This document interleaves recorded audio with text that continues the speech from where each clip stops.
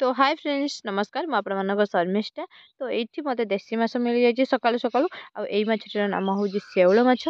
तो गाँ मानक माछ बेसी देखा मिले आबे तो मुझे जानी आपण मानक खाइबा भल लगे ना कि मत खाइबा बहुत ही बढ़िया लगे। तो से माछटी को मुझे केड़े नहीं आसी पनिकी साहाଯ୍य काटिकी तो तापर पोखरी को पलि आसी आपने जमीक जानते मुझे भी आमर जेकोसी माछ धुआ धुई हुए पोखरी को आसे।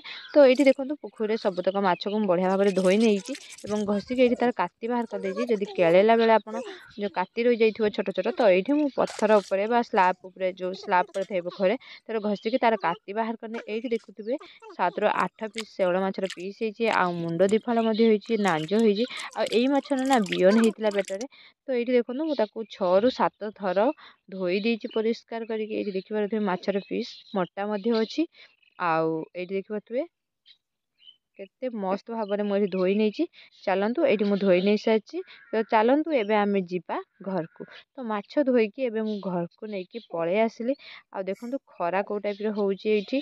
तो यहाँ शीत दिन ना खरा हेल्ले बहुत ही बढ़िया लगे। तो एबे आम मसला प्रस्तुत कर सोरिष नेली धला सोरिष तापर ये किसी रसुण पकईनेली पियाज गोटे पकईनेली एबे किसी सुखिला लंका दुटा पकईनेली कंचा लंका दुटा पकईनेली एबे जीरा गोटे चामच पकईनेली आउ एबे जीरा पकईने एबे हल्का किसी पानी देके चलतु तार आम पेस्ट बन नवा।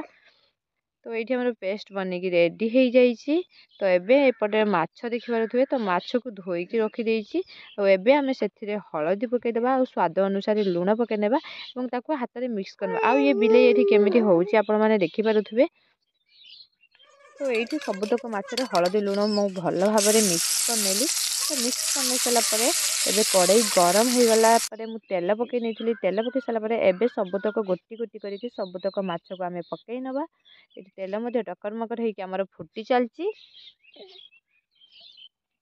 तो यपरी भाव में आम सबुतक माछ को ये पकई नवा आ गोटे साइड तार गोल्डन कलर है आम माछ को बाहर करना गोटे पात्र को। ये देखुए माछ आमर हो आसला चलते आम एक बाहर करना। तो मुझे थाली रे बाहर कर नहीं देखुए 6 पीस मुझे बन नहीं बिले केमी शोई आपने देखिपे। आम घर ना सबुतक बिले कुकुर देखते से केमी घर भर को पशि आ लास्ट थी मुंड आउ नांज ताकू छाणी छाणी नहीं सारापर से कड़े में पियाज पकई नेली गोटे एबे किसी कलर लंका आड कली जो मसलार पेस्ट आपण सहित सेयार करी से पेस्ट मुझे आड करनेली आड करने बहुत बढ़िया भाव में कषिनेली आ काटिक रखी गोटे मीडियम साइज टमाटो सेटा पकई नेली। ये पकई नहीं सारापर बढ़िया भाव में मसला को कषिनेली आ तरकारी खाइबा बहुत ही टेस्ट है। आपने थे मो रेसिपी ट्राए करूँ आपण मानक निश्चित भाव में भल लगे। तो ये देखो मसलार तेल निकड़ी आसला तमें ये आम मसला पूरा रेडी हो गला और आम से कौन करवा पानी आड करदे।